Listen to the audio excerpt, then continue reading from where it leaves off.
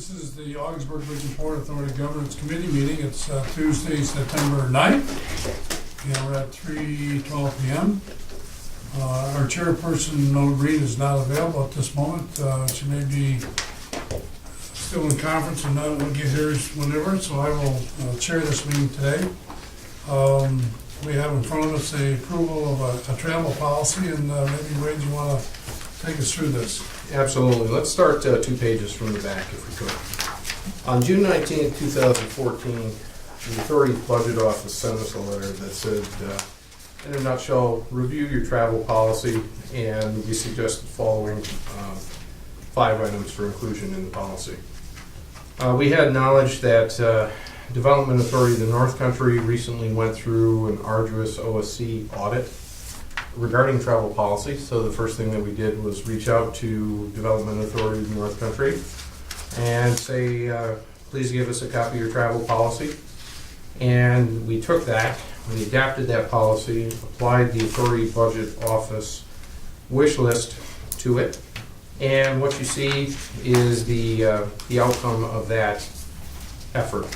What there is a general policy that deals with the travel, the in-service travel, out-of-service, or in-area travel, lodging, meal reimbursement, plus it takes care of some of the other things that we don't have dedicated forms and procedures for other reimbursements, what's non-reimbursable, how to submit a claim, and all that kind of good stuff that's associated with that.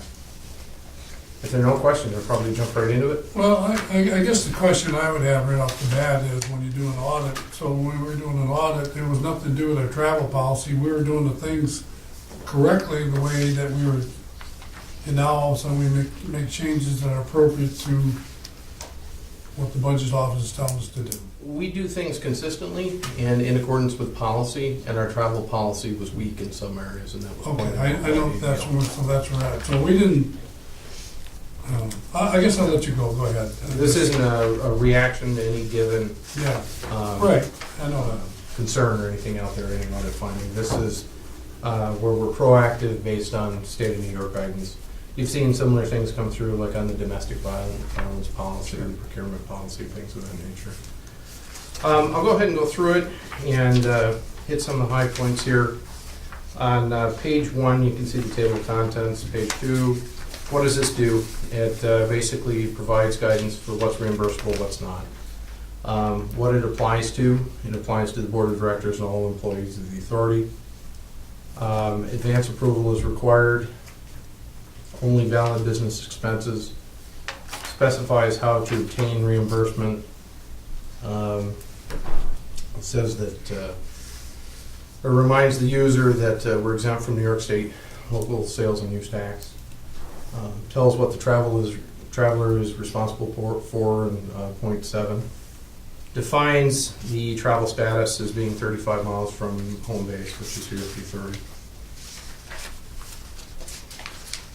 Section 2 deals with non-travel status mileage. Excuse me, but I didn't realize that. So if you have a meeting in Canton, 20 miles away, Mm-hmm. explain the difference of what the 35 and the 20 miles means to me. Well, I suppose taken to ridiculous extremes, if you had someone abusing the policy, could they go stay in Canton for an overnight meeting? With their existing policies, yes. Okay. With this policy, no. It clearly Okay, states what so the that's what the range is. identifying that you gotta use some common, well, whatever that word is, common sense. That's a good way to look at it. This thing defines common sense and makes it explicit in the process. It's the best way to phrase that. Some people have been snowed in Canton though, but it's true, that Canton road's been closed. Okay. Section 3, when employees are traveling on business for the purpose of professional seminars, so on and so forth, it explains that they'll be reimbursed per the GSA rates. That's what we do now. Okay. Point 2 deals with emergencies. Point 3 deals with working lunches. We do have those on occasion. Mm-hmm. Section 4 on the top of page 4 deals with travel status and lodging. Uses the per diem rates for the GSA. if we have a large number of board members that are engaged in overnight travel, we get together, budget first. We're already doing that, but it's not specified anywhere in policy. 3, 4, and 5 are pretty much common sense things put down in written format. Section 5 deals with meal reimbursement and partial days of travel, on what the, for example, you wouldn't submit a breakfast reimbursement that occurred at 8 o'clock in the morning, for example. I mean, those kind of common sense things. The executive director's got the authority to grant per diem advances. Anything new so far that you covered? Or is this just a continuum of? A lot of it's kind of the way we're doing it now, but this just codifies it. This is it for the record? Yeah. Okay. So if you went to the file and said, is there a travel policy for X?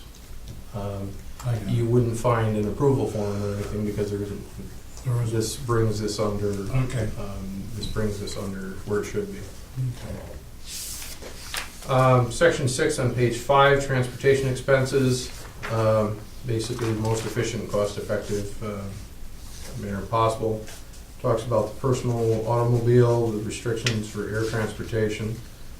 If you want to travel by public transportation or rental cars, specifically says rental cars are reimbursable. That's one thing that hasn't come up before.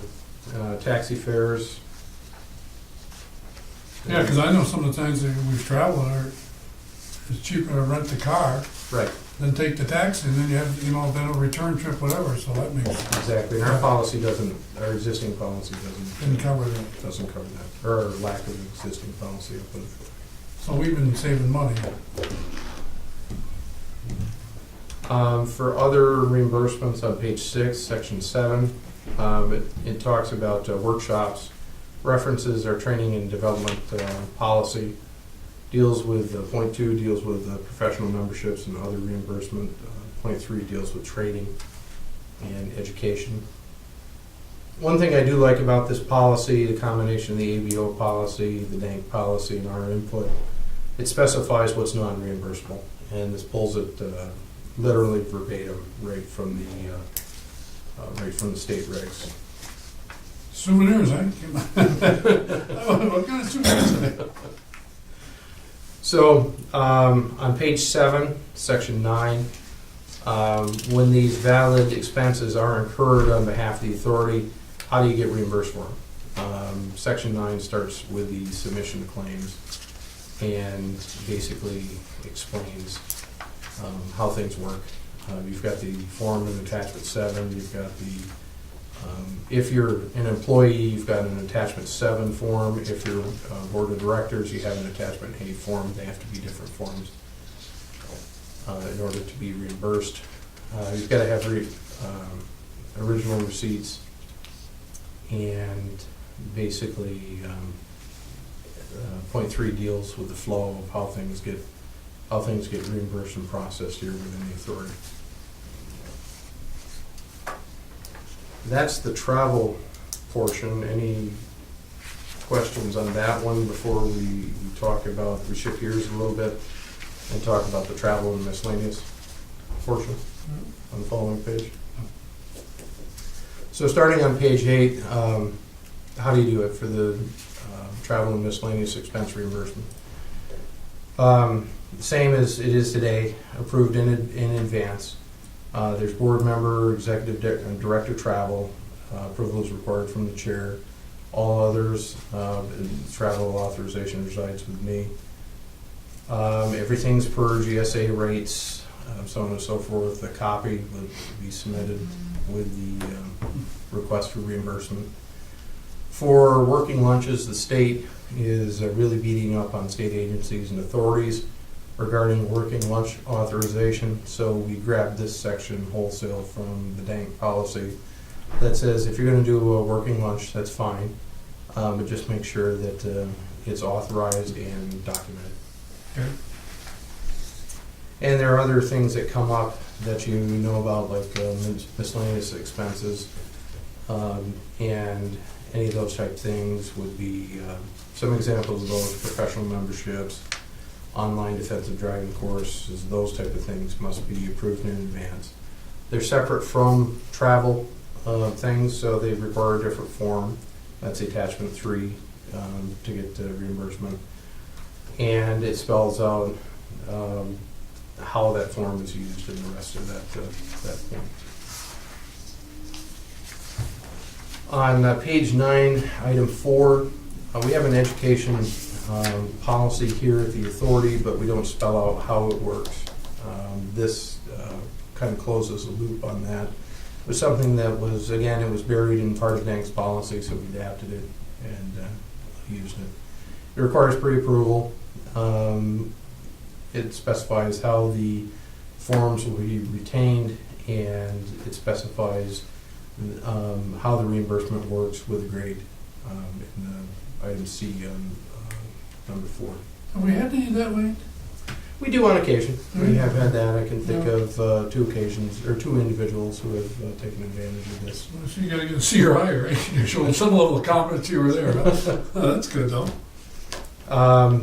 If you're doing that, if you're going for training in point 5, you've got to have the training approved in advance. I'll give an example.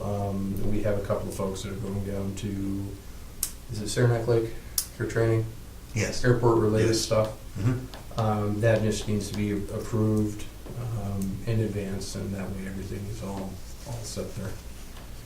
And point 6, the exemption for certificate. Again, because we're exempt from New York State tax, we should use that where appropriate, and that's just the reminder there. That doesn't work out of state though, does it? No. No. No, in state only. Okay. So let me see if that's, is that, if I was the governor of this state and I traveled, would I have to pay tax? In state, it should be tax exempt, but if No, I'm saying, I went out of state, whatever, I'm just if the saying. governor do we went have to to Pennsylvania and bought a Coke, he would probably have to pay tax. Went to Iowa to run for president, you probably have to pay tax. Yeah, pay tax. So it doesn't matter, we fit with like every government official, okay. All right. On page 10.7, how the expense works, reimbursement for employees. 7, 8, and 9 deal with primarily the same thing. And the last point there is the expense reimbursement for board members. It specifies that they need to be on the form, the attachment 8. And once approved, they're submitted just like any other document for regular processing. Any question on that before we move into the various forms? On page 10. So what we've done is we've looked at a travel policy that we have. We borrowed a wheel and modified it from the Development Authority. Tisha sent it to me. We have tuned it up with what ABO wants to see in it at the last 2 pages. And we have just completed going through the expenses and how things work, and we're actually to some of the guts of the, I don't want to say state form because these aren't the state forms, they've been modified for our use, but for all intents and purposes, they're very close. On page 11, that's attachment 1. This is a travel authorization form. So, for example, our employees that we're talking about that we're going down to Saranac Lake, if this were an overnight trip as opposed to a day trip, they would fill out the lodging, the meals, the registration, everything else that's associated with that. It would have either my signature or the board chair's signature, depending on where it fits in the overall scheme of things. Attachment 2 on page 12 is the working lunch authorization form. We can have the working lunches, but again, you need to make sure that they're authorized, what's the business purposes. And a lot of this stuff, what we're doing now is, by comparison, we're doing something very similar now, where we'll take a receipt from say we take a client to, Restaurant X. Restaurant X here in Ogdensburg. And you take that receipt, and it was for business purpose X, and where do we charge it? We charge it to the bridge or to the port, depending on the nature of the customer, what did we do and who attended. Most every time, with very few exceptions, we list out the persons that were attending the lunch. And what we'll do is we'll handwrite this on a piece of paper, put the credit card receipt with it, and drop it in the box in the back. We're following this procedure already, but there's no authorization form, or there's no policy or procedure behind it. So what you're saying, let me see, I got this, I'm just trying to think of this form. If you have a business meeting here, whatever, we'll just say you think it's gonna run an hour, it runs over, whatever, and you realize you're gonna go over, even though you haven't filled out an authorization form, you may work into lunch, whatever, then come back and fill out the form? Reasonably, that's fine, because, again, we aren't talking huge expenditures here. No, I know, It's but not I'm like just it's gonna cost I'm just thinking somebody in the $1,000. technicalities, oh, you didn't fill that out, whatever. I mean, you gotta have some level of freedom and flexibility to Well, do something. odds are in the technicalities, we're gonna get nailed anyway, regardless of what we do. Well, But, I would think if you had done it that day or whatever, you'd be okay, even if it was. I think they're looking for reasonable efforts of compliance. Okay. Oh, I Again, think this so is too. one of these issues where, somebody else somewhere has done something and everybody gets punished for it. mhm. I've had a system like that for years, where you take the receipt, we copy it, I usually do a memo, like, whatever, real estate client, or, this such and such a business, and I've done that for years.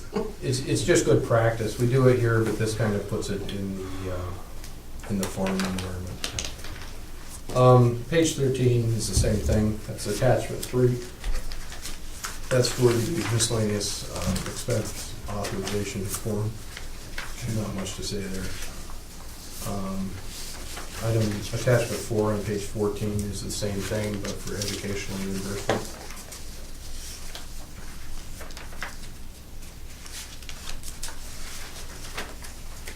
Attachment 5 on page 15 is the training authorization form.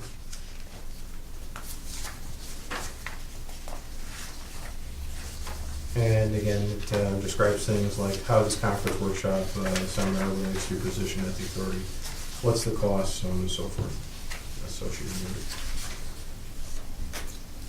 it. Our exemption certificate is over on page 16, the blank one, that's for the tax exempt, for attachment 6.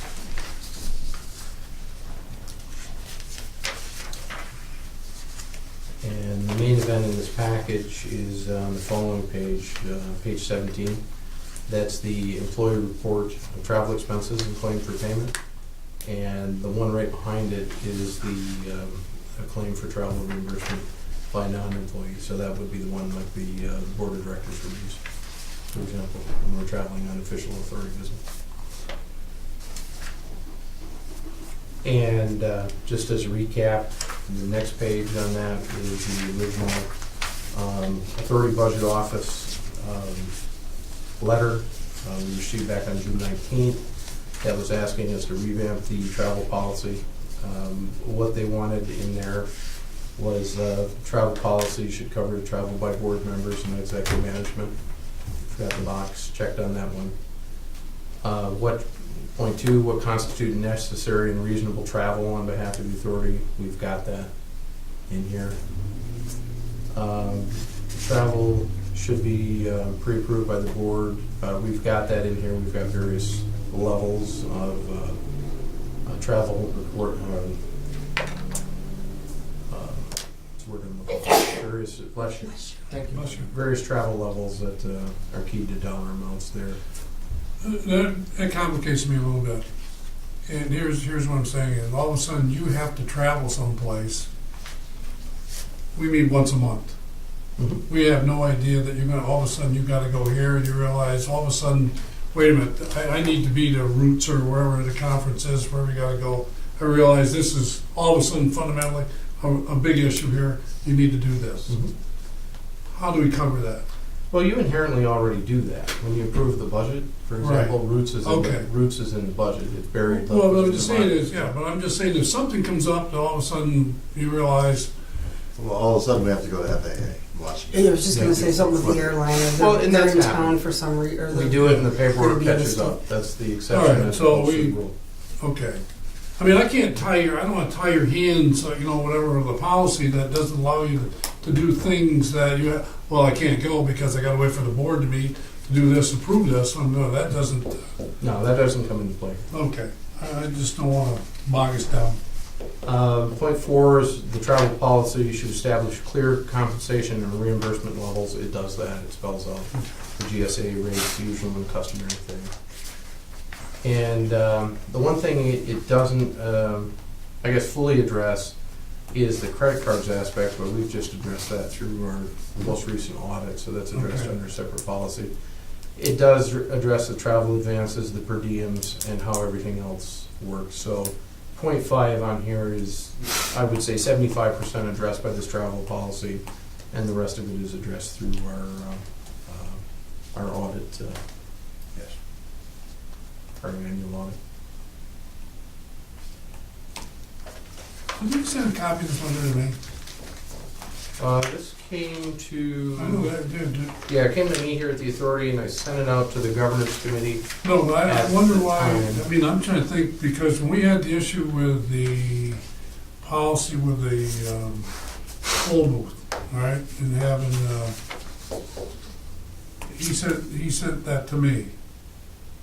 Remember this concern? Yes, Dave Cadera at Right, the authority's yes. budget Right, office. so He we copied got the- you, he copied me, he copied a couple of us. All right, so I'm just trying to question why, is they pick and choose why, because I know it states in here, keep in mind, the board, he says the board, I mean, it's like, okay, I know we have a committee to do that, but I wonder why he didn't send a letter directly to me. Maybe he did, I didn't get it, I don't know. Yeah, this is not atypical. I mean, I'm thinking of the various things we've had. We've had domestic violence policy revamps, we've had procurement policy, we've had some other things that just come out of the woodwork over time. Probably. Now, one of the things that was reporter instigated was the bridge pass policy. That's some time Yes. told, I mean, it might have been something that would have gone directly to you if it was like a follow-up on regarding an issue. This is not like us, they're not putting this in place to react to something we've done.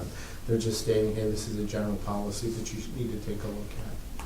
I think they might have got, so they probably sent it to the executive director opposed to sending it to the board. If it was some specific action we had to take regarding our travel policy, I think they would have probably, I mean, that's the only thinking. Yeah. But, well, to me, some of the things that we dealt with ethics and type of things, whatever, it comes directly to this chairperson also to represent the board side. Mhm. That this is what's really going on. You should be, this is nothing against Wade, it's just a matter of, I know he informs us and does all the things we need to do, but sometimes I wonder if Right. you pick and choose, I don't know. It's different from different state agencies. So, for example, like MWBE. MWBE copied everybody and their brother right on Yeah. down through the organization, including the board on that Yeah. one. ABO had a narrower focus on this, and the ethics one, as you pointed out Mhm. before, Yeah, had you in there. So it's, Yeah. I guess there's some, not all state agencies work alike, if that's. well, that's he helpful. addressed that directly to the chairperson with the, the toll policy, whatever, reimbursement. But that's okay, I just, I think generally, whatever, I think you've done a fantastic job here, and, putting it back where we need to do. We can approve it at the board level, is that what happened? Yeah, I'd like to, again, it's taken us a while to get this together. The original letter was received back at the end of June. Yeah. And I'd like to kind of wrap this up and move on. So if we could put it forward from the governance Okay. committee to the board, I think that would be, that way we could show that we're moving on. Now, they will review this also, the policy we submitted, we approve as a board, he go back, you send it to him? I would just send them a courtesy follow-up notice. I think that's about it. It's not like, they don't have veto power in this particular thing. Okay, so, all right. I'll make a motion to approve it as submitted to the Okay. governance committee. I'll second it. Chairperson, so I'll second it. Okay. All in favor? Aye. Aye. Okay, we'll move forward, that's on the agenda. No, nothing else on the agenda. What we'll do now that the governance committee has been reconstituted, with your permission, what we do is we meet generally twice a year, and we go through our policies and we do them by date, and if they're more than 5 years old, we'll throw 5 or 6 of them up there at a time, Okay. and keep going through them, so that way everything's fresh.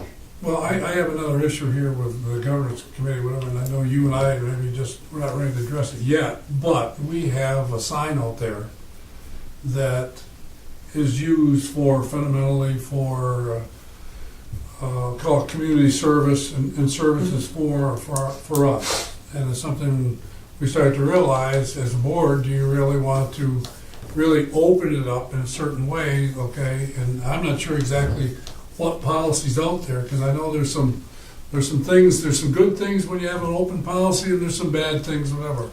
Right. Now, people have have policies, whatever. I mean, there's a source of revenue, there's a source of community service. We have to decide as a board what we want to do with it. We have to give him a level of direction, what you want to do or not do, or just leave it alone. Because I think we've reviewed that, it's almost 2 years ago now, so I mean, we could throw that back on the list if that's. I'd like to throw back on there and just see exactly, I mean, just for me, it's just whatever. It's a good thing, bad thing, it's a good policy, whatever. I think you need to review it and see if, what it may mean or not mean. And you're gonna have a sign at the airport. You know, it's gonna have another potential to do type of things, whatever. I mean, ask yourself this question, because, I don't know, $50,000, $80,000, where we got in these signs, 100,000. Okay, yes, it does community service, but there also can be some financial benefits Some of opportunities. some opportunities, whatever. We're not, There can be, we just need to be careful of areas where we would infringe on free speech, potentially one way or the other, and there's a very strong possibility something could be on there that is objectionable to us. That, for example, you wouldn't want to have a sign out front of the airport that said, "Close this airport, sponsored by Messina." For example, hypothetical example. Take the other bridge. well, That's a good point. I know what you're saying. I know what you're saying, but there's got to be some policies out there that address what you're able to do and restrict, or have the freedom to do whatever you want to be. Yeah, there is. We So- took the one from Port Authority, New York, New Jersey, adapted some standards. So they must have some level. I mean, you can't. I mean, religious functions and things. I'm not sure what you control or not control, but certain things that have whatever. I don't have the answer what you want to have. So, revolt Fred Morrow for Yeah, county commission. yeah. While we're talking about open issues for the next meeting, is there anything else that you folks would like to see potentially? No, I gotta, obviously, give me all the information, and once I get my opportunity to go through it, some things may arise. And we'll get that file together again and update it. And it's real clear, it's just a rotating list of what we have, and it shows what's up for review. Yeah. So that's a kind of a best practice we started here a couple of years ago, I'd like to continue. Sure, makes sense. Well, I'd say I would take that recommendation from you, Wade, or Fred, or anybody, whatever. You got some things there that you evaluate and look at. And you say, just put it out there. Let's look at it. Let's address it again. If it's something that's not working the way you want it to work, bring it out. Talk about it. See the value of it or no value of it. We will do that. Okay. Well, I appreciate everybody being here on a beautiful Tuesday afternoon, and I apologize for that's yesterday. all right. I'll make a motion to, go ahead. I'm 5 sorry. after 6 is when I got free last. Yeah. Well, you know what, I mean, that's another thing, an element of governance committee, whatever, is there are some agencies you get reimbursed for your time and effort and what it want to be, but we're not going to address that here. But see, what happens though is you have people who have professional lives. You pull people, okay, it's a money loser for you people to be here. You're losing money, whatever. But you also, on the other side of the coin is you chose and you wanted, you wanted Try to to, help. yeah, try to help, and that's We that's appreciate it. important, yeah, and it is appreciated all around. I'll make a motion to adjourn. I'll say. Moved, second.